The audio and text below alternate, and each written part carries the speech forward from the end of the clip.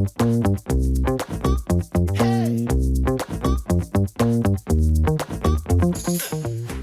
and gentlemen, welcome to Golf and Politics, episode number 8. We've got a great show for you tonight. We've got the head golf professional from Robert Trent Jones Golf Course in Virginia, Mike McGetrick. We're so excited to hear from him and kind of dive in. Sometimes our shows are very political heavy. Sometimes our shows have golf and politics. I think tonight we're going to talk a lot about golf, and I'm really looking forward to that. Rob, you're a member at Robert Trent Jones and responsible for getting Mike on our program tonight. So I don't know if you want to say a few words and get him introduced, and let's get started. Well, besides getting my handicap back to a plus 1.6 in a relatively short period of time, Mike is our director of instruction at RTJ. His accolades, the list is long. He's a member of the Teachers Hall of Fame, recent inductee in 2022. Mike was the National PGA Teacher of the Year. He's routinely on every Golf Digest top 50 instructors list. His students have, Mike, correct me if I'm wrong, but I think they have 53 professional wins on the PGA, LPGA, and Champions Tours, and along with 13 or 14 major championships. So the guy can teach. He knows the name. He knows the game of golf. Personally, I've worked with a number of instructors before. Mike is by far the best. He just has a way of saying things until it connects, until you feel it, until you know what to do when you're out on your own, on the range or on the course. But beyond that, he's a good guy and a lot of fun to play golf with and just talk about world events. So, Matt, why don't you kick it off and ask a couple questions, and I'll chime in.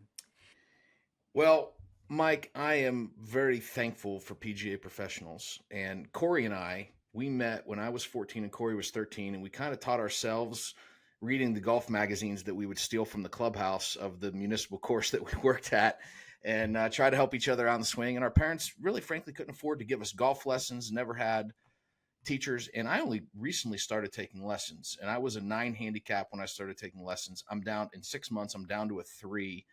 And I know I have potential to go even further. I've been better before in my life, and I know I'm going to get there. But I heard Tiger Woods say something. He was hosting a clinic, and he opened it up for Q&A, and somebody said, "What's the number one thing I can do to better my golf game?" And he said, "Stay off of effing YouTube." So I wanted you to just run with that comment. What do you think of that comment? There's a lot of people trying to instruct themselves. Why should people see a PGA professional for their golf game? Yeah. Well, first off, thanks for having me on. I'm looking forward to spending time with 3 of you. I like YouTube. I think back in the day when all of you started playing golf, when I started playing golf, there wasn't YouTube. There's a lot on there that you can learn. I mean, you can learn anything on life on YouTube. So I like it, but it can also be dangerous to you too, because there's a lot on there. So if you know what you're looking for, it's beneficial. But I would say that I teach 6 hours a day, and I would bet 5 of the 6 people that I teach listen to and watch YouTube for something in golf. So I like it. I think it's a good way to learn, but there's no substitute for a qualified golf professional to teach you, because what's hard about golf is what you think you're doing and what you're actually doing are usually the opposite. And even for the best players in the world, and a lot of people ask me, why do professionals like PGA Tour players, LPGA Tour players, and etc. take lessons from you and other professionals? And I tell them for the same reason is they sometimes don't know what they're actually doing, and they need a second set of eyes to do it. So I think you can learn both ways. But what I always tell, and even teaching Rob, is when I teach golf, I always tell somebody, so if you were coming to get a lesson from me for the first time, I would say 2 things. I would tell you, number 1, I want you to be better than when you got here, when you leave. And number 2, more importantly, is you know what to work on. And most people don't know what to work on. So I try to create a blueprint so when you leave, you know how to better your golf swing. You know how to better whatever part of the short game you're working on. And then you get better at golf. Well, expand on that. What do you see is the biggest mistake that amateurs are making when they come to see you at the range to get a lesson, what's the biggest mistake that they're making and the number one thing that most people need to work on? Well, probably the biggest. So I always break golf down. There's 5 components to getting better. You have to understand your full swing, putting, chipping, pitching, and bunker play. So you have to get it better at each one of those areas. Most people want to work on their full swing, and probably the number one error that I see is a steep angle of attack, over the top, open club face, uh, and a sliced or pulled golf ball. That's the number one error that I see with most golfers I teach. And they really don't understand how to fix it, and they don't understand why it's happening. And so that's the number one fault that I probably fix at least 80% of the time. I think you're describing me and my current golf swing. Me too. Right. Me To a too. T. Yeah. But once, to me, it's easy to fix. I always say you have to know the why. Okay. So why am I slicing it? Well, your club face is open. Okay. Why is your club face open? Well, you have a weak grip, whatever it is. And I always tell people at golf, it takes time to get better. So if the 4 of us, the 5 of us, if let's say our goal was to lose 10 pounds each, we're not going to do it overnight. It's going to take us 3 months. So we're going to get a little better each day. And so that's what I said earlier. If I can teach you what you need to do, have an understanding of what you were doing, then put a game plan together so you can get a little better each day. Because most people, when they leave in an hour, they want it right then. That's right.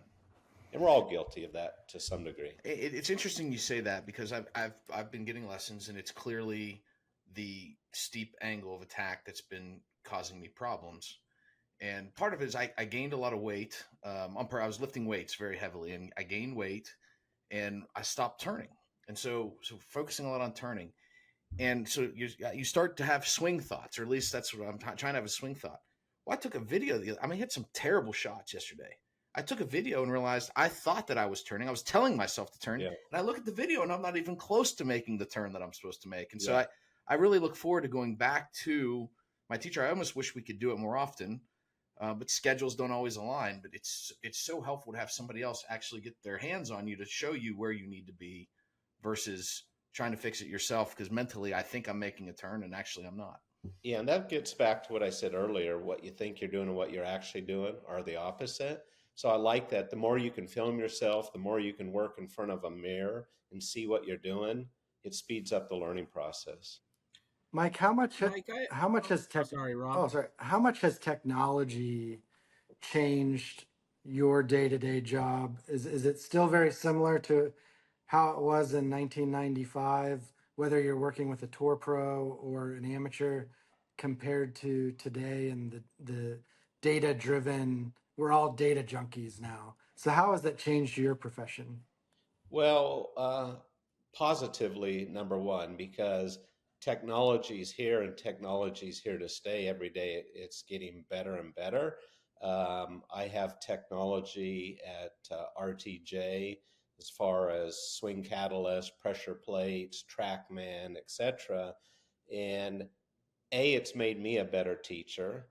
B, allows somebody that I'm giving a lesson to see what they're doing. But I'll tell you, the amazing part is there are so many knowledgeable amateurs out there today that have technology just like what I have, and some of them have more, and they are very sophisticated. And I get people that come to see me, and quite frankly, I feel like sometimes they know more about TrackMan than I know about TrackMan. But I like it. I use it. It's a great way for me to get better as a teacher. It's a great way for me to analyze the individual's swing and progress. Now, the negative about technology, it can be overused and it can be damaging. And a lot of teachers, they use technology so much that they're forgetting the art of teaching. And Matt, like you were talking about the hands-on approach, I'm very hands-on when I teach. So there's a balance to technology, but it's great and it's here to stay, and it keeps getting better. And pretty soon we're all going to have some sort of technology with golf at home. Mike, would you be able to give our listeners kind of a background of sort of where you've been before arriving at RTJ? Sure. I started out in golf in the state of Washington. My dad was a golfer back in the day, was a scratch golfer, and he had 6 kids, and he gave up golf to coach baseball and other sports. I couldn't understand it when I was younger why he gave up golf, but we grew up on a golf course called Tri-City Country Club, and that's where I got introduced to golf.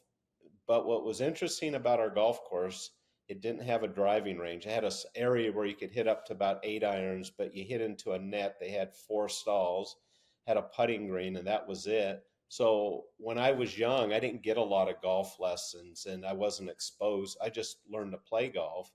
And then it wasn't until later on in life I started taking lessons. And it started with my dad, and all I wanted to do at the time when I was young was beat my dad at golf, and it took a long time. And I'd go practice. I'd hit a large basket of balls, like over 300 balls a day. I'd take lessons, and I'd tell my dad, "I'm going to get you today." And so we'd play on Saturdays, and every Saturday, my first thing my dad would say, "Okay, son, you got it today?" And I said, "I got it." Never works. I've never said that since. So, but anyway, so I got into golf, enjoyed golf, played other sports in high school, and never thought about a career in golf. And so through college, I was in the engineering. I was building nuclear power plants. I worked for a company called Bechtel, which was one of the largest construction engineering firms in the world, and I worked in the state of Washington at Hanford. Hanford 1 and 4 were 2 nuclear power plants we were building. And then from there, me and my buddies were like, you know what? At the time, if you were good at what you could do, you could go anywhere as an engineer. So me and my buddy, his name was Chance Blank. We said together, let's go somewhere else and live. So we applied for a job in Bloomington, Illinois. It was at the Clinton Nuclear Power Plant, and we moved to Bloomington, Illinois. We both got a job there, and we moved. And I loved golf at the time, and any chance that I could play golf, skip work to play golf, I did it. But in the winters, it was real cold in Bloomington, Illinois, very gloomy. So me and my buddies would rent the gym at the YMCA, and we'd play basketball for intramural basketball. So just colleagues from work. And then after us, there was an indoor golf class called Maximum Golf that a gentleman by the name of Mike Adams, who's a top uh, Golf Digest top 50 teacher, Hall of Fame teacher, was doing. And I'd go spy on them. I'm like, this is so cool. So I'd watch them during their golf class. And then after that, it was open gym, and we'd hang around and exercise. So we would all play basketball together. So my friends, Mike and his students, I got to meet Mike, and I took a lesson from him every Saturday in the morning at Bloomington Country Club. And one day he says to me, he said, this was probably 4 or 5 months later, he said, "Can you come back and see me at the end of the day? I need to talk to you." And I said, "Sure." And I was scared to death. I'm like, what did I do that this guy wants to talk to me? So I go back, I see him, I meet him in his office, and he said, "I've been watching you." And he said, "I'm going to ask you a question," but he said, "Don't answer it." He said, "Take 2 weeks before you answer it." So right after he said that, I'm like, all right, I'm not in trouble. So he said, "I've been watching you." He said, "You really have a passion for the game of golf." And he said, "I think you'd make a good golf professional." And he said, "If you're interested, I'd like to hire you as my third assistant at Bloomington Country Club." And I had no idea what a golf professional was, an assistant golf professional. So I thought about it for 2 weeks. Maybe it was a little shorter than that. And he told me all about it. He said, "You know what? You're going to make $7 an hour. You're going to work 10 months out of the year.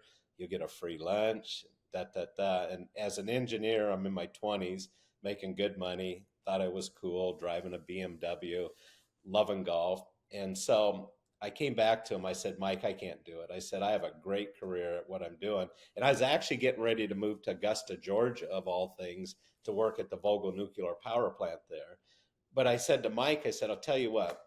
I said, "I'm going to make you an offer." I said, "I'll quit my job in 2 weeks if I can work for you for free at Bloomington Country Club for the rest of the year till I take this job." And I said, "If I can get free lessons and I can play and practice at Bloomington Country Club." And he said, "You have a deal." So I quit my job and went to work for Mike and absolutely loved it. And he'd hired a third assistant. So I said to him, I said, "Mike, this was maybe a few months into it. I said, I wish I would have taken you up on this offer." I said, "because I like it and I think I'd be good at it." He said, "I'll still hire you." So that's how I got in golf. It was the belief of somebody that saw something in me. And, here 39 years later, I'm still loving it. And it's been great. So, but anyway, so real quick, I was at Bloomington Country Club. Then I moved to Austin, Texas. I worked at the Hills of Lakeway in Austin, Texas. And Mike had a golf school called Swing Dynamic Golf Schools. Did that for 4 years. And I moved to Denver, Colorado and went to work at Cherry Hills Country Club for 3 years. And after Cherry Hills, I started the Mike McGetrick Golf Academy at Meridian Golf Club. And when I was at Meridian, I left Cherry Hills, and Cherry Hills is a top tier club. And I went to more of a B tier club where I did my golf academy. And I told myself someday I want to own and operate my own golf course. So I spent the next 10 years traveling the world teaching PGA Tour players, LPGA Tour players, doing corporate outings, all different places. And everywhere I'd go, I would take notes of what clubs did that were great and what clubs did that weren't so great, what made them different. And then I got my chance in 2005. I acquired 1,700 acres of land in Parker, Colorado, and then assembled a group of 7 guys. And we hired Ben Crenshaw and Bill Coor and built Colorado Golf Club. And we hosted the 2010 PGA Championship, which was the first club, the history that hosted a major championship without hosting something before. In 2007, we won Best New Private. And then we had the Solheim Cup there in 2013. So it was a dream of mine. I thought I'd be there forever. We got caught up in 2008 and then ended up selling it to the members. And then did a few things after that, and now I've been at RTJ the last 5 seasons. Incredible.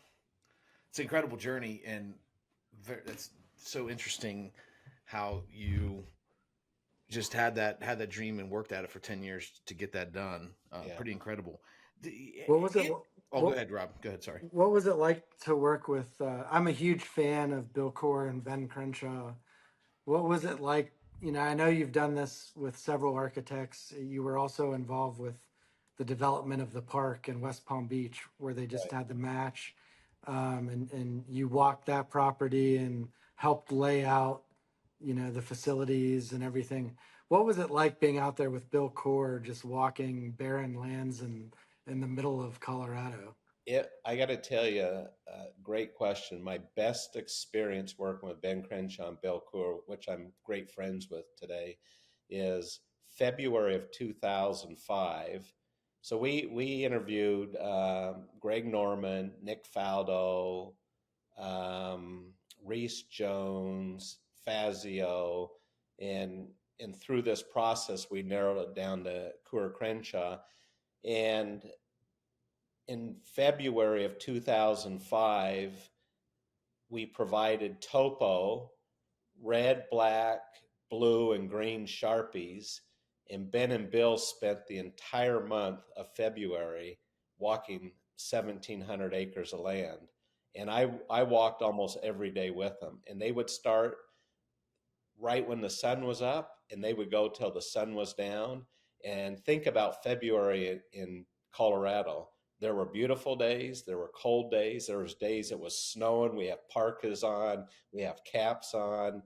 And it was the coolest experience because they would sit there sometimes and stand for 20 minutes and just look at stuff and just stand there. And I'm like, come on, guys, we got to get going. I'm bored. What are you doing? But it was neat. I still have the original topo. They found on this 1,700 acres close to maybe 47 holes. And then from that 47 holes, narrowed it down to 18. We moved less than 200 cubic yards of dirt. I mean, that pretty much what was there was there. And it was a great experience. And another neat thing about their work is they build their holes backwards. They start from the green complex, and then they shape in the green, the bunkering, then the fairway bunkering. The last thing they do is tees. But Ben, what he does is he's very good at drawing. He'll do a 3D sketch by hand of what he wants it to look like. Then he lets his shapers go out and do the work, and then Bill and Ben will come back and say, well, let's tweak this or tweak that, and they might do something on their own, and they have such a great team. They might say, you know what, we didn't think about putting a bunker there, but we love it, and so it was good. Like I asked them on hole 10, I said, is there going to be a hole that we don't have a bunker on? And they said, yeah, we can do that. What hole? And I said, well, how about 10? So hole 10, we don't have any fairway bunkers or greenside bunkers. And so, but just a great experience. Great. I always find from my perspective, I always look back when I get to a green. I look from the green side backwards. I always think you can find some of the best holes in golf by doing that.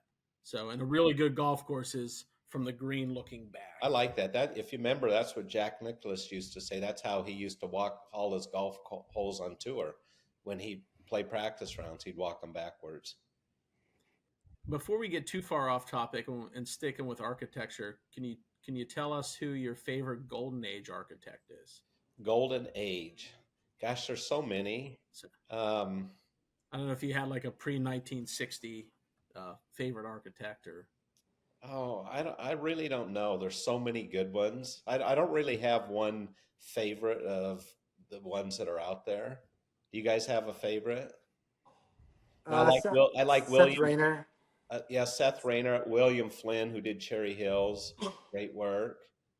I'm a big fan of Devereux Emmett.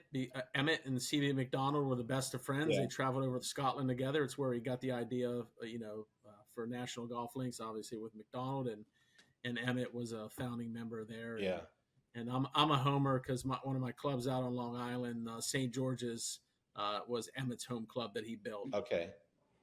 So, yeah. Mike, what on that line of favorite architects, maybe a different way of getting at it is, can you rattle off maybe 4 or 5 golf courses around the country or around the world architecturally that inspired you for Colorado Golf Club, or things that stood out, because you have C.B. McDonald and Seth Rayner are famous for taking their favorite holes from the British Isles and applying them to courses in the U.S. So in your travels, what were the clubs or courses that you were like, that's it. That's something that I'd like to have at my dream place? Yeah, interesting question. I mean, first off, Sandhills in Nebraska is my favorite golf course. I mean, a lot of people ask, Mike, what's your favorite golf course? And I usually say I don't have one because they're so unique. But I like Sandhills for the beauty of it as just a natural terrain of the golf course. And it was, it has the rustic look to it. And that was one of the reasons, in our group, I had to fight for Coor Crenshaw because, they're not as polished if you brought in a Reese Jones or a Jack Nicklaus or a Fazio. So I would say that Coor Crenshaw, only because of how natural they can make a golf course look and not be artificial, was number one. 2 was, that our golf course, I think the Colorado Golf Club was one of the first courses that they hosted a major championship on at the time, I believe, because they're not really into that. They're really into building a golf course for the membership. And, we stretched a few holes that, like the hole 4 and 5, like hole 4, they're like, Mike, this is like the hardest hole we've ever built. We really don't want to do this. But I would say I take a little bit from everybody. You look at, for example, Fazio's really good about cart pass. And so just, you might say silly, but he hides them. He's very good about, you can play most of his golf courses and not see a cart path. So it's just the little things, the bunkering of what different people do.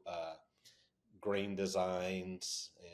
And, for example, and it's not always just the golf course, even the practice area. So I designed the practice area at Colorado Golf Club because Bill and Ben, that's not their specialty.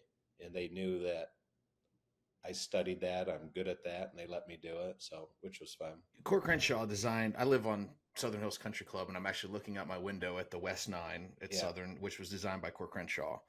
And I'm actually process trying to become a member, and I'm over there one day, and they were talking about they're going to do a complete redesign of the West 9.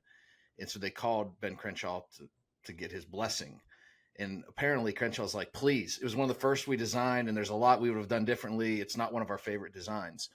And I thought that was very interesting that golf course architects are constantly evolving, I'm sure. Yeah. And so I'm real interested to know, as you were interviewing Norman and Nicholas and Crenshaw and Reese Jones, what were some of the questions you're asking, and what were you looking for in them to give you the dream golf course that you were looking to build? So we had 1,700 acres of land, and originally this property, before we purchased it, I believe Discovery Land was going to build a golf course on there, and they'd actually hired Fazio. And so I had a routing of what they had done. This was many years before I got the property. And it was interesting because he had a course routed all up in the hills of this property and in the trees and stuff. And he said, I would never build a golf course out in this open prairie land. And Ben and Bill were the complete opposite. They said, I would never build a golf course up in the trees, but out here, you got a beautiful piece of property out here. And so that was interesting. So I would say, like with Greg Norman, for example, that he sent out his senior designer. Greg didn't come out originally, and he sent back a routing with an aerial and stuff, and that he did it different than I know of with Reese Jones and with Cory Crenshaw. Our group would say, well, tell us a little bit about what you want to do here. And Ben and Bill, and Reese Jones both said, we have no idea until we walk the property. And I thought that was important. And so, I didn't want Jack Nicklaus at the time, and because I'm a fan of Jack Nicklaus, and at the park we almost used Jack Nicklaus, but there was a lot of Nicklaus golf courses in our area. So you have Castle Pines, and so it was just, we had too much Nicklaus golf there. I thought Nick Faldo would have done a great job. I like Nick Faldo's work, and so it was kind of a combination of everything. And it was really, we had a group of 7+ individuals that made up our team, and everybody had their favorites. But Mike, I don't know. You said Nick Faldo would have done probably a really good job. I had a chance to play one of his courses up in far northwest Montana called the Wilderness Club. Okay, and I thought it was fantastic, and what a wonderful layout he did up there. So where was that? I haven't had a chance to Eureka, Montana. Okay, interesting. Oh. Yeah, it's about 2 or 3 miles from the Canadian border. Okay. Bluegrass fairways, but I thought Faldo did an incredible job up there. Yeah. So I would agree with your assessment, probably. Yeah.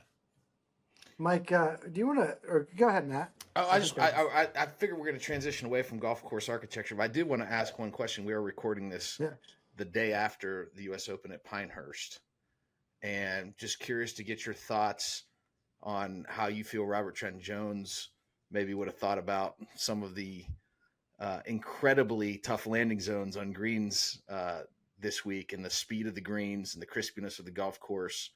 It was actually a great U.S. Open, but I'm interested to hear from somebody that appreciates golf course architecture what you thought about the setup at this year's U.S. Open. Well, I thought the USJ did a great job. I thought the setup was fair. I like golf courses that aren't plush and pristine. I like the discoloration of greens and fairways. I thought that natural look. I mean, if you look at where the golf course is today versus 25 years ago, it's incredible. it was interesting because that was a hard golf course. And when that golf course was built, I don't know originally if it was Bermuda grass and they went back to bent grass greens. Now they're back to Bermuda. But you got to remember, with those bowl shaped greens and all the slopes and undulations, back in the day, they were rolling like a 6 or 7 on a stent meter.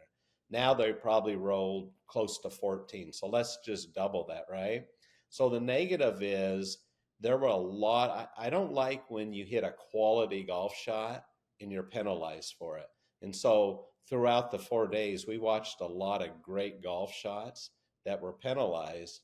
But the difficulty is, because of all the movements around the green complexes and all the fall offs, the false fronts, the sides, the backs, it made it very difficult. And I think the cool thing was just the creativity of the short game. You had to be so good at the short game around there, and it drove people crazy. But I think it was tough because, when you miss tee shots and you get into the rough, you're in the sand, you're in all the native areas. It's 50-50 what your lie is going to be, right? And it was amazing that Bryson DeChambeau switched the head of his driver 5-10 minutes before he went out to play, right? And then you're like, oh my gosh. But that was a guy with confidence. I listened to his interview, and he said, well, one time he said, you know what? I hit the driver great. It just was a little off. He said, I was just a little nervous. Then he said, I wish I would have had more reps with it. But I thought he did a phenomenal job of hitting out of those native areas in some of the shots he hit. And then you watch all the short game shots these guys hit. And I thought Rory hit a lot of good shots that were great golf shots that he got penalized with. So I don't know. What do you guys think I about think like that? Rory on 17 yesterday, par 3, he hits what looks to be a really good shot. It goes Yeah. long over the green into a terrible lie. And I was actually really impressed. I know he made a bogey, but the shot he made to even give himself a chance at par, I just think the level of difficulty we can't comprehend playing at that level with the greens at that speed, to come up with the creativity to bump it into the hill the way that he did and hit it in the one spot that he could keep it still on the green, I thought was incredible. And I was heartbroken for him. I think everybody's heartbroken for Rory, even though I'm a Bryson fan. I'm happy for him too, but nobody wants to see somebody miss those kind of putts. And Bryson even missed a 3-footer down the stretch. It's just, you can't take anything for granted. Maybe you guys remember, but on Saturday, the hole that Bryson made the double on, Mm-hmm. do you guys remember what I hole do. that It's was? 16. He had a good shot there. 16. It was close Yeah, to so being a good shot. that ball almost came to rest on the green. I mean, he had a great shot in there, and then it just kept going, and it, went down, and he missed his first chip, had to have a second chip, and walks away with double. And then the incredible up and down on 18. I was looking at statistics, and that was 17% that anybody would get that up and down. Lou Stagner said it was 1.7% chance. That's what it was, 1.7. Yeah, that's what I saw. So it was 1.7.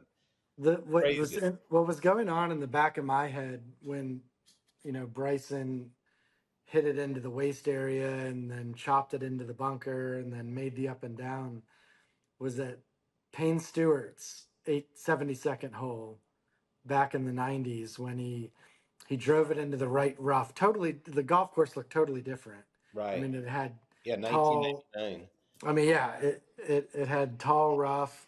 It was green and plush, and it didn't matter. The golf course held up. So Payne Stewart chopped it out into the fairway, put it on the green to about 15 or 20 feet, made the par save to win. It was really just interesting to me, seeing two different generations win the tournament in exactly the same way. Right. U.S. Open golf, you miss the fairway, take your medicine, put it back in play, get up and down, make the pressure par putt. So for me, that was exciting to see and brought back good memories of Payne Stewart. Yeah, Bryson only hit 11 greens yesterday, I think. I mean, it's just a really hard golf course. He won that tournament for me with his incredible up and down. I agree. Yes. I mean, his up and down on 8 yesterday was world class. Oh, that was unbelievable. And I actually think I've played that course a good bit, obviously not in those conditions, but I think his up and down on 8 was technically more difficult than the up and down on 18. Yeah. But the pressure on 18 made that infinitely more difficult than it was. Yeah, I agree with that. And I was impressed with all of his shot. You know, he missed a lot of, how many fairways did he hit? He only hit 5 yesterday. Yeah. So, I mean, look at all the shots he had in the native areas. He had some great golf shots. My only question where I think data can go wrong, and there are a lot of smart people who say data doesn't go wrong, data is data, but I don't understand why Bryson and Rory would both hit driver on 18 in the position they were when they hit their 3-wood 320 yards on a button. They both would have had a pitching wedge in from the middle of the fairway and better looks at birdie. Like, why? I know a lot of these guys look at the data, and I'm sure Bryson is a data guy. So is Rory. They're thinking, get it up there as close to the green as possible. Take the risk. I think I like what you're saying with Rory for sure. Bryson, if you listen to his interview, he's like, I gotta, because he was on the hole not knowing what Rory was doing. He's like, I gotta make birdie here. So I think he was thinking the only way I'm gonna make birdie is hit a driver down there. So I have a gap wedge sandwich in. So he didn't know that Rory was gonna whiff the 3-footer. I mean, and that was Bryson's basically his worst drive of the day, which nerves got to him. Yeah. Well, just like it did. I'm as we maybe shift into some instruction here, and before we do, I just I believe that anybody who wins a major championship, they have to conquer the 6 inches between their ears, and obviously, I think Bryson's had a pretty big transformation in how he approaches the game of golf and the attitude that he has, and he's not chasing birdies trying to make up for mistakes, and seems to keep a level head. What's the best advice you can give to amateur golfers that are going out there playing 2 or 3 times a week, trying to get a little better on their mental approach to playing golf, period? Yeah, great question. I think and that's interesting you said that, because it's having a pre-shot routine. And what I tell people, there's 5 parts to your routine. And number 1 is when you get up to a hole or to a tee, you have to plan what you want to do. So you're planning, okay, it's a par 3, it's 160 yards. The wind's in my face a little, so that 160 is playing 165, and the pin is in the middle of the green. So I tell golfers when they play golf, when they look at pins, they're either red, green, or yellow. If it's a red pin, you never aim at it. If it's a green pin, you aim at it. If it's a yellow pin, you aim at it with caution. So number 1 is, so let's say you have a 165 shot and the pin's in the middle of the green and it's a green pin, we're going to go for it. So that's my stock swing. So number 1, I'm planning that shot. So a different scenario would be that on number 1, I've hit my tee shot in the trees and the only play is to punch out. So now I plan for a punch shot. So then number 2 is rehearsing what you plan. So if it's my stock shot, I'm going to rehearse my stock swing. So if I have a swing thought or feel for that day, then I'm going to use that. And then I have a rule that after you take your practice swing, all your thinking's done. Because when you take a practice swing, it's stored in your short-term memory. It'll last for up to 30 seconds. And then number 3 in the routine is, now when you're rehearsing the shot, you're more internal.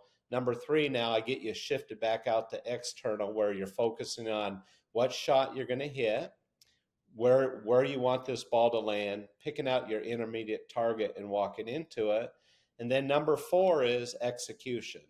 In this part of execution, I think is really important. So I think there's 3 things in execution is, A, when you look up with your eyes, what are you looking at? Because the good players are looking at where they want the ball to start, which is their primary target.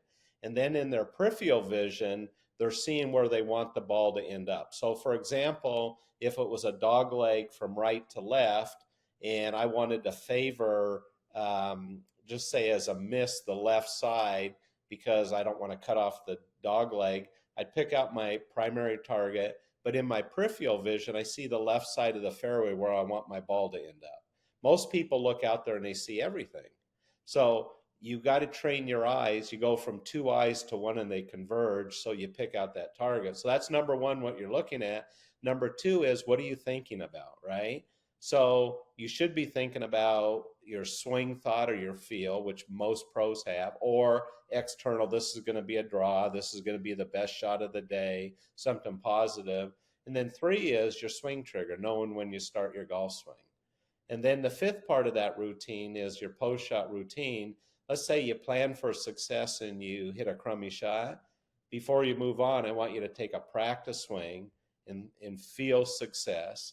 You know, like Brooks Koepka says, there's a few things he's working on. He said, if I miss a shot, I take a practice swing. I think about the things I'm working on. He said, a lot of times I don't know why I missed it, right? So what I think the average golfer gets in trouble, they think of what they don't want to do instead of what they do want to do, right? There was a study done many years ago where they said kids, when they got up on the first tee, they saw a bright green fairway. The bunkers were gray, the trees were gray, very vague, the water. When they hit their approach shot to the green was bright green, the flagstick, bright white, red flag, the bunkers, gray, vague. They didn't see any. They saw what they wanted to do. Now with the adults, they were the complete opposite. The fairway was gray, vague. They couldn't even see it. But the water, bright blue. The greens, the trees, bright green. OB stakes, bright white. So they're thinking about, don't hit it in the trees. Don't hit it in the water. Get on a par three and taking out their Pro V1 and replacing it with a range ball they took on the range because they don't want to hit it in the water. But I always tell golfers, I'd rather miss a shot with a positive thought than negative.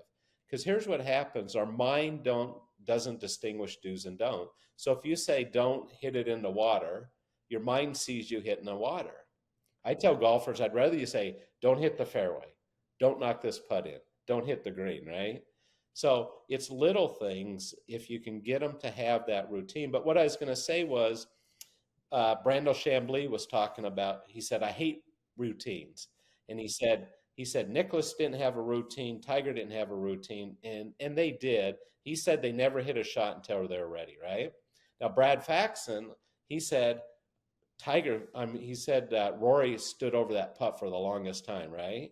And so yeah, all good players have a routine, but what they're good about is they won't hit a shot until they're ready. So if something's creeping in negatively, they back up and they start the process over. Because we don't know what was in Rory's mind over that putt. I mean, he was trying to make it, right? Yeah, I didn't know that I agreed with what Chambly was saying necessarily. Because I mean, I definitely, I've watched plenty of video of Tiger to know when he was dialed in. I mean, the routine was the same routine. Yeah. But mentally, it was all there. I mean, clearly the it was actually less than 3 feet that he missed the putt on 16. Yeah. It was probably still in his mind. He knew the gravity of what he was facing. Yeah. And he missed it. And it was not, here's the other thing. It's not an easy 3-foot putt. I mean, that's a 3-foot putt with a lot of pressure and a lot of break. Yeah. Should he have made it? Yeah. But is it a gimme? Absolutely not. Yeah, that was too bad. You hated to see that. Yeah.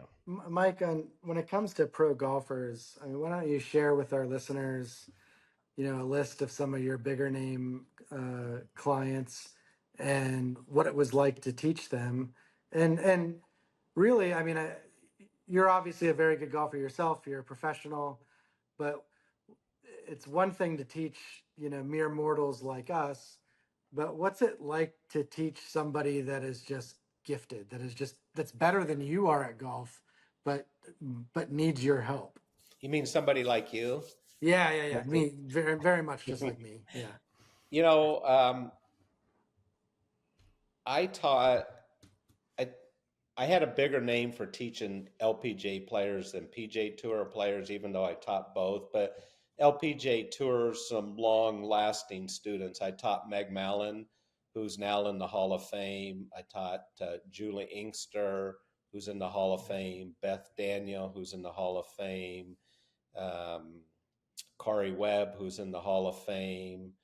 Others, Pat Hurst, Wendy Ward, you know, Kathy Johnston Forbes, a lot of them that I taught for a long time. That, you know, when you talked about that list earlier, that, I mean, between Meg and Julie, you know, I spent 20 some years with the two of them, and they probably won 40 tournaments and 8 majors together. And so I was always the people, you know, I taught Brant Jobe on the PJ Tour, Gary Hallberg on the PJ Tour, Scott McCarron on the PJ Tour, Tom Percher on the PJ Tour. When I was out on the Champions Tour, I spent some time, I had a great time with Tom Kite and others. But teaching them, you know, it's interesting because people say, do you like teaching the better player more than the average golfer? And I always say, I like teaching cool people. And so some professionals I taught were very difficult to teach and were hard to teach. And same with some amateurs. And there's some amateurs that aren't very good at golf, but just love being around them. But the it's hard to teach professional golfers because you have to know what you're doing. You can't make mistakes with them. The time you spend with them is a lot longer. So, like if Corey Webb was to come see me, or a Meg Mallon or Julingster or Beth Daniel, you know, I'm spending 2 or 3 days with them just all day. That we're working on the range. We go out and we play holes together. We come back, we work, so, and it was really a schedule. So, like with Meg Mallon, we would set up a schedule at the beginning of the year. We'd have goals of what she wanted to get accomplished, and we would set up times that we would see each other. When she'd come to see me, or I'd fly down in the winter months to see her in Florida, or when I would come out to tour. So, could be that if she just won a tournament, even if it was a major, and she was still playing, we had scheduled to get together the next week, we would still do that. And I think where I was good with these players, most of them that I taught them all parts of the game, the short game, full swing. I was really their psychologist. None of them had a sports psychologist. And I think where I really helped most of them, that they would tell you early on, is I taught them how to practice golf and how to practice competitively. And I would say that's where I made golfers better, is I taught them really how to prepare for championship golf, and to practice more like you play, how to measure your practice. And I still do that today. And I would say that's the one thing, you know, like if Julie Inkster, if you were talking to her, she would probably tell you that would be one thing. Another thing I know she would say is, she'd say that Mike taught me how to win when I wasn't hitting it well. So I always tell golfers, you have your A, B, C, and D golf swing. Very seldom do we have our A swing. We usually play with our B or C plus swing. But what Julie used to do was, when she wasn't hitting it well, she'd be trying to figure it out throughout the round in a tournament, and she wouldn't play well. So I'd say she had her C swing and she shot a D score. So then I taught her how to, you know what, I'm a little off today. I'm accepting I'm off. I can still play good golf. I can still shoot 65 today. And she got really good at doing that. And then she would work on her game afterwards. I have a question, real quick. I have a question for you. While I, can get a free answer without having to pay you. Oh, I'm going to charge you. No, this is a I'm going to ask freebie. some questions too that you can charge Rob's account at RTJ. Okay. So we're good. Yeah, this is a freebie. But what you were saying about Julie Inkster learning how to win when she wasn't hitting it well. I mean, when I started with you, I was just recovering from cancer, and my body couldn't move, couldn't turn. My body's changing a lot right now. I'm getting smaller. I have a lot more energy than I used to, but I'm trying to draw the ball off the tee to get more distance. And some days it draws perfectly and I feel strong. And then other days, man, I'm run down and I got to learn how to play a cut because I'm just not getting through it as good as I was the day before. What was your advice to Julie? And what would your advice to be like to somebody like me that's recovering from, pretty traumatic, physical challenges to adjust to what golf gives you that day? Because some days I'm strong and some days I'm out there and it's tough to finish. Yeah, that's a great question. I always relate it to human performance. And one is when we all get up in the morning, some days we have a lot of energy, we're ready to go, we're happy go lucky. Some days you get up and it's like, oh, I'm going to hit the snooze, I'm still tired. Some days you get up, you're in a good mood, some days you're in a bad mood. Um, so that chemistry is no different than when you're playing golf. And so what happens is when you play golf, I tell golfers, when I work with them and I reshape, let's just say their full swing, for example, I always talk about learning your setup first, your backswing second, your downswing third. So when you train, you always train in that order. And so I've never been afraid to give somebody everything they need. Sometimes teachers will say, you know what, you need to do this in your setup, get good at it. The next time we get together, we'll work on your backswing. And then after we get that, we'll work on your downswing. I always try to get golfers to work on each part of their game or their swing to get better. So I call it isolation. So if all of us went to the gym, we'd isolate our muscle groups. We'd do 3 sets of biceps, then we'd do 3 sets of triceps, then we'd do 3 sets of chest. We wouldn't, there is CrossFit training, but we wouldn't do all of that together. So it's the same thing when you learn golf. You do setup, you do backswing, you do downswing. So that's training. And the reason I'm saying this is never lose focus on what you're working on because every day it feels different. And this is what the pros tell you. They'll say, you know what? It just feels different today. It feels off, but they don't change what they're working on. And the reason it is because of body chemistry. So getting back to what you're saying is, I think you should always have a go-to shot. So I tell people just with their driver, you should have 3 shots. You should have your stock swing. You should have your power swing when you can try to, if you're able to do it, to hit it far. And then you need to have your go-to swing. So if you watch Rory this week, you notice how he would hit that low driver. He hit it beautifully, and he just started doing that. And that was his go-to driver. And then I listened to Brandel Chambly saying, Rory's hitting too much hook.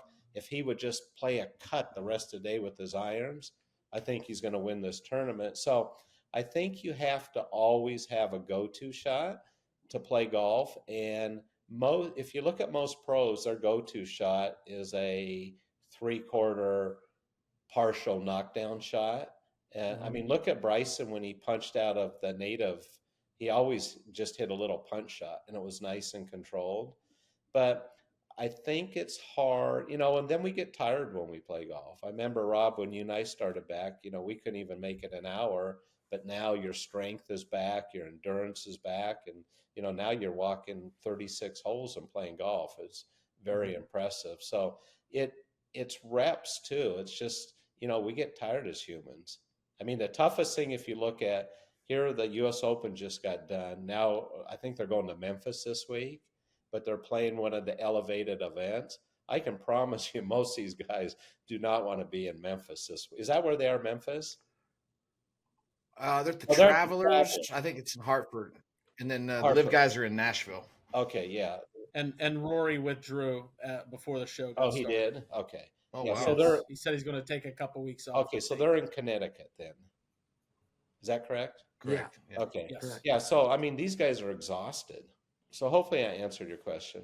Yeah. What is the, I really have started to get more and more into the LPGA than I ever did as a kid. And I enjoy watching them largely because it's still a relatable form of golf. Sure. They still have to hit every club in the bag. For me, the PGA Tour guys now, it's like, you got to have 175, 185 ball speed, carry at 350. They're hitting Yeah. wedge in to most holes. Like to me, like that's not golf. Like Yeah. it's certainly not relatable.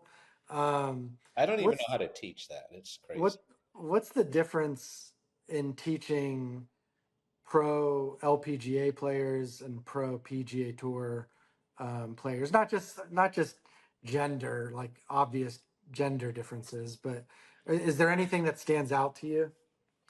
Not really, only because I teach everybody as an individual. Hmm. But the games are completely different. I mean, there's no question the men's game is a power game, even for the women's game for that matter. But I will say that most people that I talk to, the average golfer, say what you said. They really enjoy watching women's golf. They feel like they can relate to it. That's closer to what they can do. Like in our hitting bays, we have for the TrackMan, we have the averages for the PJ Tour players and the LPJ. Most of the people might as well take the PJ off because nobody can relate to that. But to the LPJ numbers, a lot of our members and people that I teach can relate to that. So it's speed and strength's the biggest factor. But I will say, you look at the LPJ Tour players, they can hit their fairway metals, their hybrids. I mean, as good as Rory can hit a 7-iron. It's very When impressive. when did the instruction change? Because when I took lessons as a kid at drivers, it was called drivers. It was a driving range, go karts, and putt putt. And Right. then I advanced to PGA Professional at Williams Country Club in Weirton, West Virginia, and we were taught to hit the driver and swing the driver like a 6-iron, and that it was about tempo Yeah. and hitting fairways and learning how to, you know, hit it high, low, left to right, right to left. But we played older country clubs that were tree lined and older public courses that were tree lined, and it was a game of accuracy and being able to move the ball. And now it's like if I had to teach, I don't have a kid, but if I had to teach my kid today, I just teach him how to hit it hard and high and far and get club head speed, because that's what the game is. When did that change, and do you think it's been a good thing? Yeah, I mean, golf has changed just like anything in life. From you look back at the hickory shafted irons and the old feathered golf balls and etc. So you brought it up earlier about technology, but um, kids, here's what's amazing about kids. They're excelling so fast now. You look at like when Michelle Wee came on tour, let's say she was young, but let's say when she was 14, for example, she was one of the best 14-year-olds in the world, right? And in time will catch up. So by the time she's 21, all her and the other 21-year-olds are all similar in skill set, but she excelled at a fast rate. So it used to be we would all play multiple sports. So I wrestled, I was on the swim team, I played baseball, I played football in high school. Now a lot of these kids that I teach, they start out playing multiple sports, which I still think they should do, but then they're just playing one sport because they feel like if I don't just play one sport, I'm not going to be as good as the ones that do it.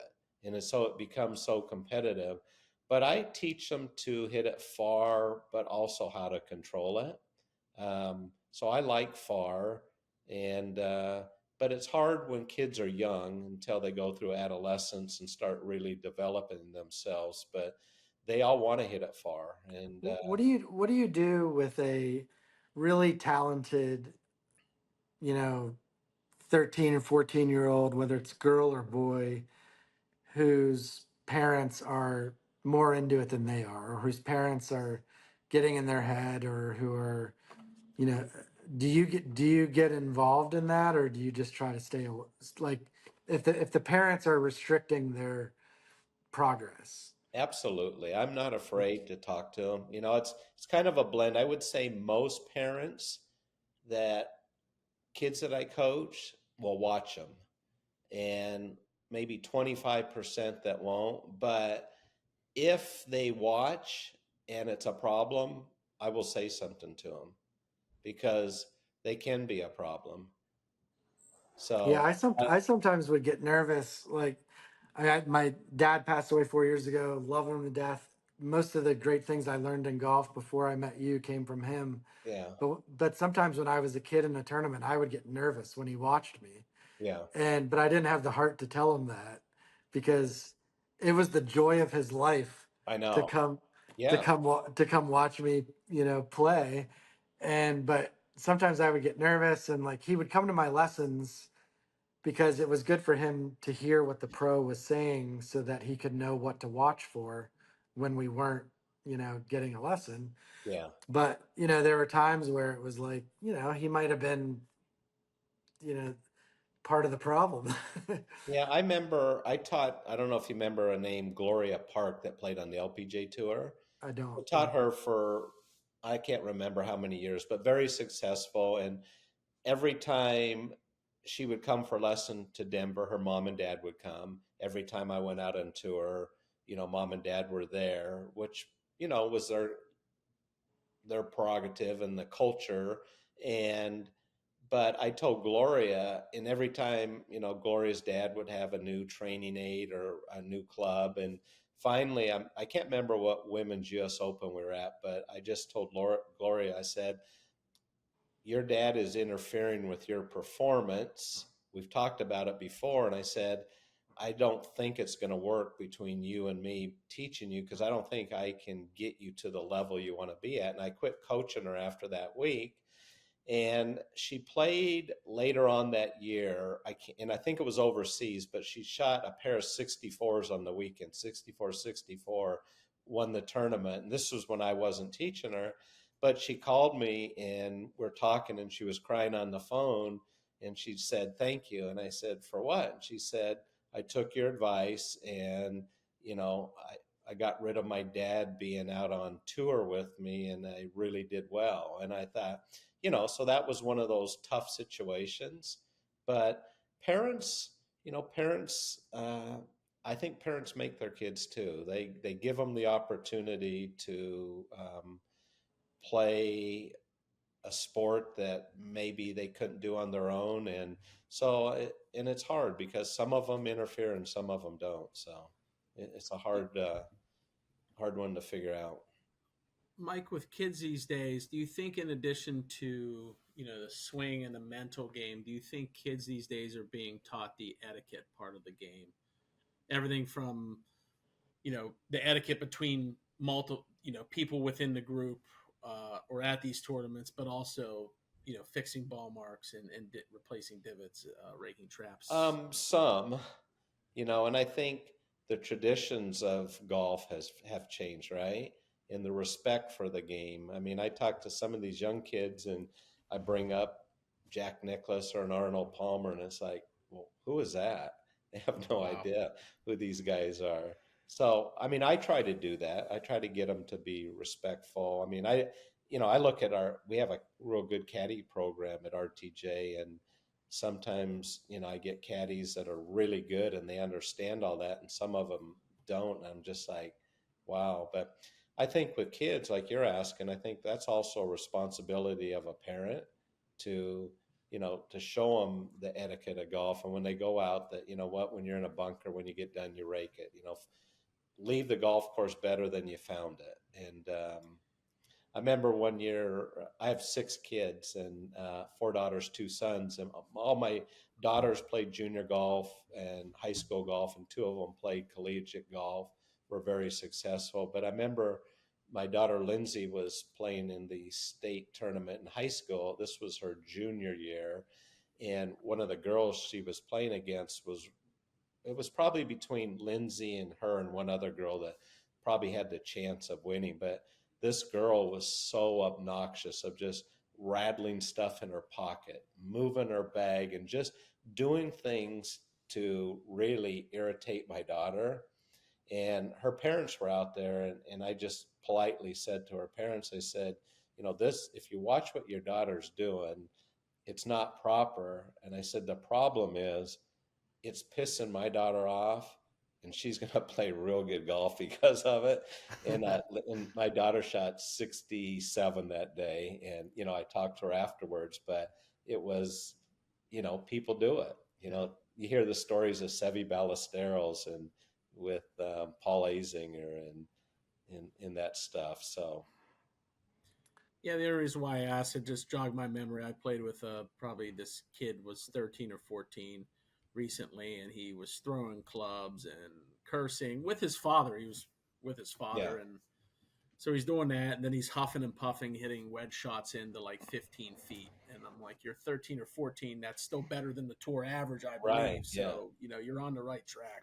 But did Corey, the you'll Well, Mike, I can tell you the only person I've ever had tried to play mind games on and screw with on the golf course is on this podcast, and I did it very successfully all throughout high school and junior golf. yeah, And well, yeah, good. assessed many penalties for getting into Corey's head, so it's great. I like it. Matt lived rent free in my head for several years of high school. Yeah. Well, I have one more question, and thank you so much for your time. And then I want to get you into we call this the shotgun 9 at the end. But I have one question before we do that. Sure. I have an idea, Okay. and it might be a terrible idea, and you would be the perfect person to tell me if it's a good idea or a bad idea. And it comes from the game of golf's divided right now. We have the Live Tour, the PGA Tour. There's a lot of animosity, whatever. I think some of that's starting to die down, but ultimately, I think that golf has a lot of potential, and I think that Live was good for this reason only. Okay. I think there needed to be a disruptor so that we could get some innovation. I'm not saying that Live's perfect and the PGA Tour is perfect, whatever, but there needs to be innovation. And I've thought for a long time, why can't we do a Super Bowl of golf in some capacity where you have the 50 best male golfers under the age of 50, the 50 best LPGA golfers, and the 50 best Champions Tour playing in the same event, but from different tee boxes. So have the men playing at 7,800 yards, have the Champions Tour guys playing at 7,100 yards, and have the LPGA stars playing at 6,700 yards.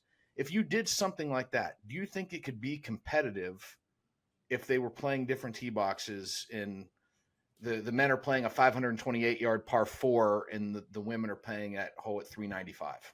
Yeah, I do. I mean, it's going to be interesting. I think we're going to hear in the next couple days the framework agreement that PIF and the tour have agreed to. But I believe in Europe right now, the men and women are playing some tournaments together like that. And we've tried. They used to have the mixed team, remember the JC Penney and the Diners Club and different ones. So I like it. I really think what you're asking is we're going to start seeing a lot more of that now. That's great. Which would be fun. It'll be interesting to see. I mean, something's going to happen where these tours are going to get together, and hopefully, at the end of the day, it's going to be a cool product. I mean, I just want the fans to be considered, and I think so much of this has been about that. There was money that was kind of unaccounted for, I think, to the players' minds, and now the money's clearly there. Let's find a way to make the fan experience better. I mean, the one thing that I love last night was Bryson, in my mind, was giving the fans a good experience after he won the U.S. Open. Yeah. And they said he was out. They were out there till the lights were out, and they had phones with their lights on, him still signing autographs and stuff. It was interesting. I mean, it's interesting what he's doing, but the one thing is, if you notice on those last, when he was walking the ropes and stuff, he was knuckling all the patrons and everything walking by, and which they loved, right, while he's playing. And I'm just like, I hope somebody doesn't grab one of his hands and Sure. mess up his wrist where he can't play. Yeah. So yeah, it was fun to see. Well, let's get into this. Who wants to kick it off? The first question. This is shotgun 9, quick 9 questions, quick answers, and then we'll call it an episode. The answers. I'll go first. All right. Top 3 golf courses you have not played but you want to play. Top 3. Well, Cyprus, for sure. Probably. What's the top courses in Australia? Royal Melbourne. Royal Melbourne. I'd like to play Royal Melbourne, and those would be 2. I mean, Cyprus for sure. Royal Melbourne, and I don't know. I've pretty much played most of them. I'd say those would be two. I don't have a third. Okay. Good, Cory. Favorite favorite classic golf course you've played? Oh, that's favorite classic. Probably because I worked there, Cherry Hills Country Club, really good. I mean, William Flynn, um, Prairie Dunes, love Prairie Dunes. That's two that come to mind. What is Rob's biggest weakness in his golf game?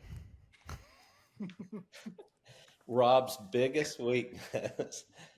Well, tread lightly.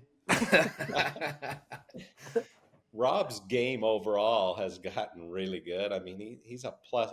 I saw he's going to have to give me 4 or 5 pops next time we play. He's a +2 now, so I'm like, he's going to be giving me shots. I would say his biggest weakness that he's getting better at is his partial wedge shots, because he has a tendency to move on them and flight them a little low, getting better. But I would say that's the one area that he's gotten a lot better at, but we're still working at. Yeah. Very true. Yeah. Okay, dream foursome. It has to be one professional golfer, alive or dead, one politician, alive or dead, and one famous person, any famous person. Oh, that's crazy. So one professional, alive or dead, Arnold Palmer, because I've been around him but haven't played with him. Famous person, John Elway, but I've played with him a lot, but I like him because I coached him. And then what was the third? Oh, just like politician. Oh, politician. Our first talk of politics on the show. Yeah. I know what we got to talk politics before we get done. Yeah, we need to. Say politician, probably Ronald Reagan. Okay. Yeah. And I don't even know if Reagan played golf. He did. We had a guest, Wayne Vallis. We had Okay. a guest on who had played with him, and he said Ronald Reagan played every New Year's Day. Yeah.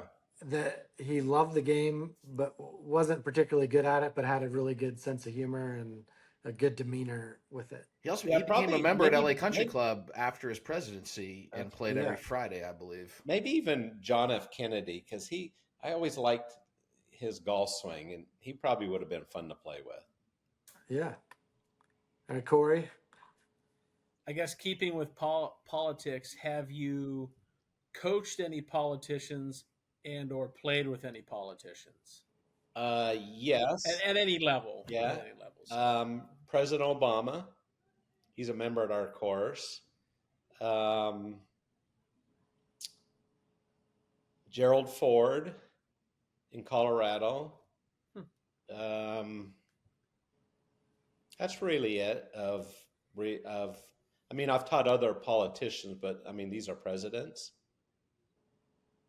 I mean, it's not like they're lobbyists or anything. Yeah. It's not like No. they're not at that stature Yeah. of. Yeah. Golf ball rollback, good for the game or bad for the game? I don't know if I have enough, if I'm intelligent enough to answer it, but I would say bad for the game. I'm against it. I don't think, if you look at what the USGA has done when they went from box grooves to V grooves, then when they did the ban on the anchoring, it hasn't changed the game. Maybe it's hurt it a little bit.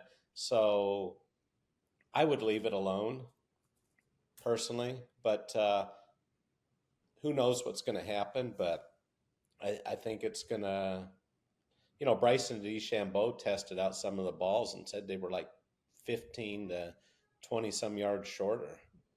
All I heard was him talking about the salty balls that he was putting in the saline water, and I'm like, somebody get this guy off camera. He is. But you know what? We believe it or not, we've been doing that for like 30 years. Yeah. Yeah, you don't do that? I do not. Okay. I grab a sleeve of Pro V1X left dashes in the pro shop before I tee off, and hopefully I still have one left when I finish. But I never put more. My golf ball trick is I never put more than 6 golf balls in my bag, because I like to keep it light for the caddy out of respect for the caddy. Right. And if I lose more than 6 golf balls, I'm fucking leaving anyway. Okay. So that's, I'm not finishing that round. Yeah. I'll see you. Yeah. Well, I want to get, we didn't get any politics in, Mike, I don't want to spill the beans here, but, I take you as a genuinely undecided voter this time. I know that you historically lean Republican. I know your faith is very important to you, but I also know that, you're not really keen on either of these guys. So as an undecided voter, why don't you educate the three of us on how we can win over your support this fall? Like, give us your lay of the land for November. Man, is that how we're going to end this podcast? It is. I like it. It is. I want to get at your core. Yeah, well, I would say that I'm definitely a Republican, but part of me is maybe I could call myself an independent because I did vote for Bill Clinton, uh, and I did vote for President Obama first term. So, right now, it's interesting because we're very divided, our country. So part of why I feel like I like to tell people I'm an independent is because people are so mean anymore. It used to be you could go out, meet somebody, sit at a bar, have dinner, and talk politics and still shake hands and be friends. Now, sometimes you have to be careful what you say because there's some bad things that can happen. So that's number one. Number two is, you hear from everybody that it's like, who could be better than the two choices that we have?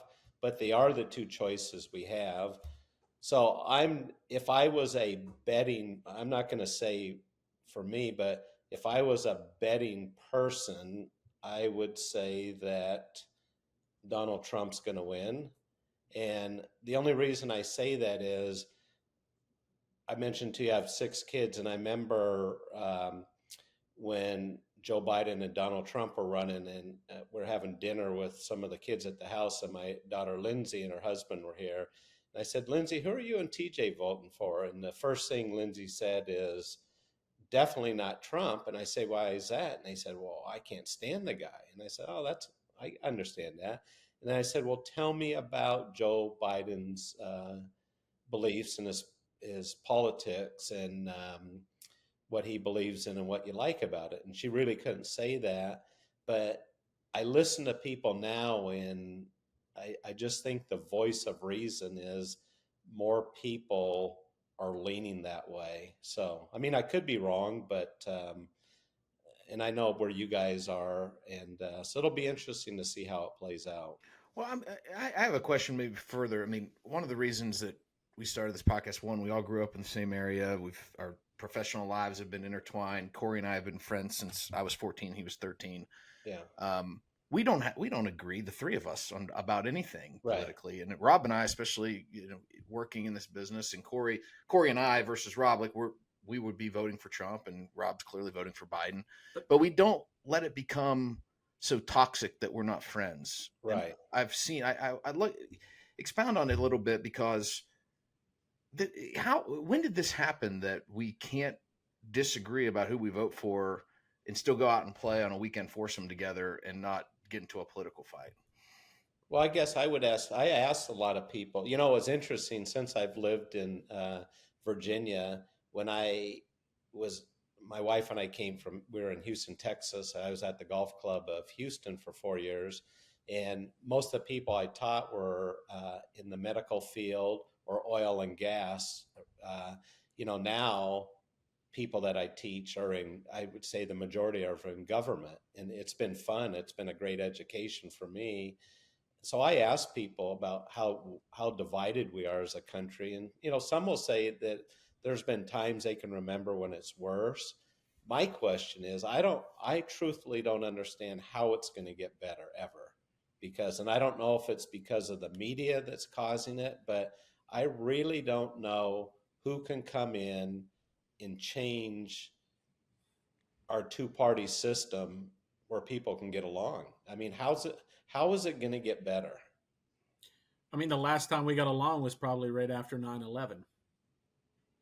Yeah, but it was short lived, Very right? short lived. Yeah. I can tell you, as somebody that does Republican campaigns, Rob and Cory lobby on Capitol Hill. I'm more in the trenches on campaigns of all levels, from U.S. Senate all the way down to state legislative races. And I can tell you, like, we don't even get along as Republicans. I mean, it is absolutely Yeah. toxic. I mean, there are literally Facebook pages out there dedicated to trying to destroy my business because they don't think I'm conservative enough, even though sometimes I work for their candidates that they support.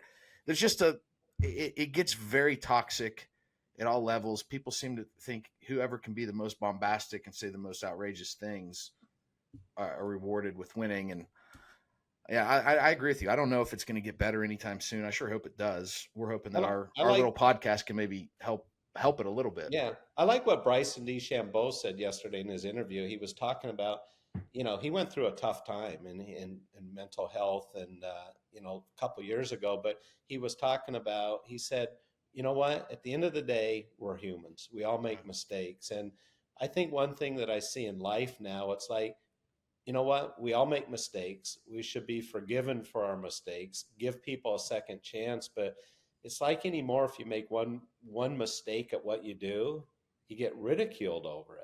And Mm-hmm. and that's the biggest thing that I see. It's just like we talk about all the bad, what about all the good we did? It's like we're talking about the two putts Rory missed, right? Which lost him, but look at all the good things he did. Right. He did a lot more Well, good than bad. we have to realign the incentive structure where right now, and this is true for Republicans and Democrats, where you're rewarded more politically for making the other side look bad than for making yourself look good. It's all about, owning the libs in a tweet or a video or in a hearing, or, making the conservatives look stupid or whatever, and getting that, those attaboys from people who already agree with you. And the days of being a statesman and putting deals together and compromising and getting 60% of what you want, it's now seen as capitulation and weakness. And that, but the issue is there are times where being firm and resolute and not budging and fighting to get what you want is the right thing to do. And even if it's hard and painful, but not every single fight has to be, compared to um, uh, Neville Chamberlain in 1938. Like, if you agree to some concession in the tax code, you're not all of a sudden Neville Chamberlain. Like that's where we've gotten in politics, is that every single battle has to be won. You have to look tough and like a badass doing it. And all these supporters, you get all these keyboard warriors, and we've all done this, where we all say things behind the safety net of an iPhone screen or a laptop that you would never say to somebody in person. I mean, there are times where I see my dental hygienist spouting off about shit on social media, and I want to switch dental offices because I didn't used to know what my dental hygienist thought about guns and abortion, and now I do. And now I can't stand her. I don't want her anywhere near my mouth. And that's where America has come to. I listened to your guys' podcast. You had Marty Russo on as a guest, and he talked about the good old days when it was different, and it's not like that today. So I don't know how it gets better. It needs to get better. Um, Honestly, Mike, I think one of the big issues that a lot of I'll be careful how I say this. This is what I do for a living, but I think there's a lot of normal people that just don't vote. And yeah, 90% plus of elections in this country, whether it's for the United States Senate all the way down to the state legislature or city councils, if they're partisan, they're decided in primaries. And so if 20 5% of registered voters are showing up to elect the people who ultimately serve, there's just too many. There's a lot of people not having their voice heard in the process. And it's a lot easier to build a coalition of people that are very passionate on this maybe one issue, or pushing very far to the right in Republican primaries and very far to the left in Democrat primaries. Together, and it's not always that way, but there's a lot of districts where that ends up being the case, and it just becomes a race, like Rob said, to see who can demonize the other side more quickly. And I think everybody has a hand in that. It's not just the people like me that do the ads or the candidates that are running, but it's the people that either choose to show up or choose not to show up Well, on the election. other thing that's really changed is the parties used to be able to strike fear in the rank and file and to maintain some sense of order. If you look at, and this is true for Democrats too, but a good example of this would be like a Matt Gaetz or a Marjorie Taylor Greene, um, where 30 years ago, their party leader would swat them down, take away their committee assignment, pull back funding from the party apparatus, embarrass them, all the today, there's nothing you could do better to help Marjorie Taylor Greene or Matt Gaetz than to have Washington establishment punishment, because all she's going to do now is she doesn't care if you take her off her committee. She's not there to legislate. She wants to be able to go back and campaign and say, not only am I fighting those terrible Democrats, I'm fighting these Washington Republicans who aren't fighting for you and they're weak. So you've got 435 independent contractors. They're not legislators. They might as well have their own podcast and talk A show. lot of them do. A lot of them do. And it's true on the left. Like, there was nothing Nancy Pelosi could do to punish the squad, Ilhan Omar or any of the squad members. It would empower them, it would help them raise more money. So when everyone's incentivized to go do their own thing instead of being part of a team and compromising, it's turned into like what WWE is to pro wrestling. WWE wrestling is to like collegiate real wrestling. It's politics entertainment. It's So, news entertainment. do you guys think we got the double haters out there now, right? So, do you Hmm. think this year's turnout for voters is going to be a lot lower than the last couple presidential? We're already seeing it in primary intensities across the Yeah, country. I think it's going to be really low. Yeah, there was a massive. Joe Biden's never really had intensity for Joe Biden, and right now it's just intensity against Trump, which is real and it's intense. I just Look at don't. the Ohio 6th congressional Yeah, I race. just don't think Look at it's that. not nearly as high as it was in 2020. And I think there are the double haters, like you said, and we're just seeing kind of a malaise, even in primaries, of people just not engaging and kind of checking out, which is not necessarily So, good for the process either. so let me share one quick little golf story here. It's short. So I mentioned to you I taught Beth Daniel on the LPGA tour. When she was 48 years old, I'm at the back of the range at Phoenix Country Club with Meg Mellon and Beth Daniel. And I told Beth she was complaining about why she wasn't as consistent, kind of like Rob was asking earlier, like when you're working hard but you're not getting anywhere. And Beth's like, I just feel like I'm not getting better at golf. And I said, well, Beth, you're 48 years old. And I said, as we get older, time catches up to us. And I said, everything gives, our eyesight, our strength, our nervous system, just everything. And I said, who is 48 years old that's better than you?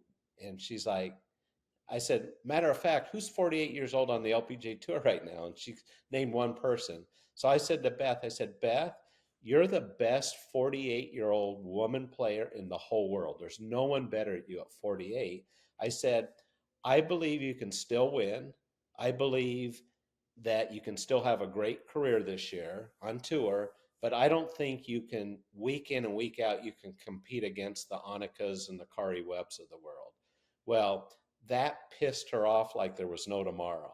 And she didn't tell me. So at the end of the year, she won one tournament. I think she finished 12th on the money list. Might have been not quite that good, but it was close to that. But she had a great year. And she said, "Do you know why I played so well?" I said, "No." She said, "Because you pissed me off that day and wanted to prove you wrong." But now she laughs about it and she said, "You're right, right?" So then I fly to San Francisco to work with Julie Inkster because she's kind of in that boat. And Julie knew that years ago I had that talk with Beth. So I start having that talk with Julie. We're driving from San Francisco down to Los Alamos. Oh, we're actually going to Stanford to work at their practice area there. And she said, "If you say one more word to me, I'm gonna pull this car over in the middle of the freeway and you get your ass out of the car." And she was that serious.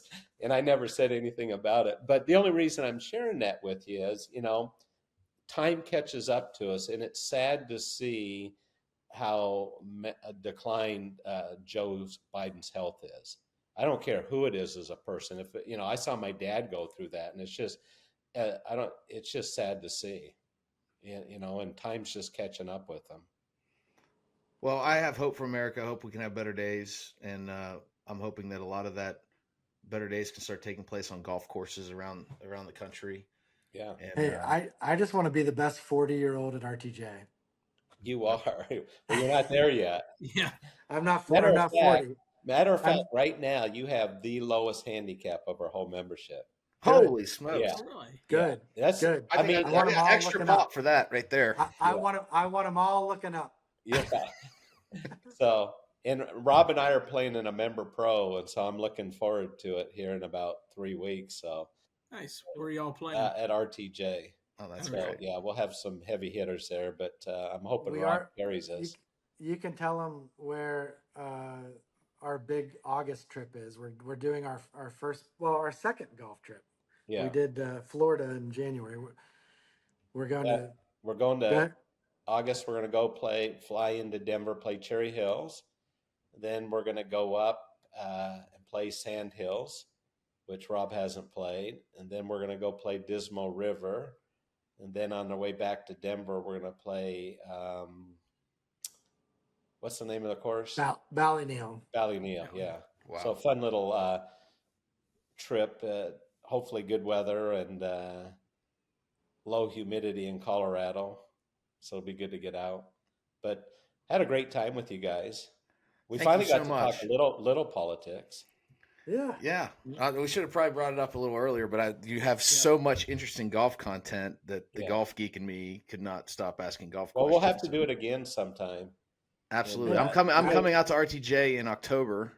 Oh, He's good. coming for the MG Cup. MG Cup. Oh, good. Yeah, I'm gonna do a clinic for that and play in that. So Oh, nice. yeah, and spend some time with you guys. But yeah, we should do this again. We're going to and, record a few episodes while we're there, so I'm sure we'll maybe catch you for a short Is interview while we're doing Is it. that before my sober level goes out the window?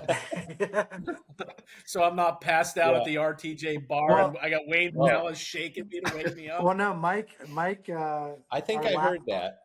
Our clinic last year, Mike had coolers with high noons and beer and all sorts of stuff in there. So Yeah. he does not encourage sobriety. Yeah. That's good. Well, you guys have had great. I've listened to all your podcasts. You've had great guests on. So hopefully, Wow, thank you for listening. Hopefully, they like us talking Thank golf you. more than politics. I'm Well, sure. if you can help us get some more famous guests on, we're gonna lean on you. Okay, I'll do that for sure. Okay. Well, Mike, thank you for joining us, and thank you for everybody that listens. Please download, like us on Apple Podcasts or wherever you get your podcast. Also, you can watch the videos of these on YouTube.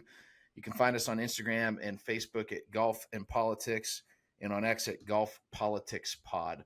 Mike, thanks again. This was a real pleasure for us. Yeah, thank you guys. Thanks, Appreciate Mike. Thanks, it. Thank you. Mike.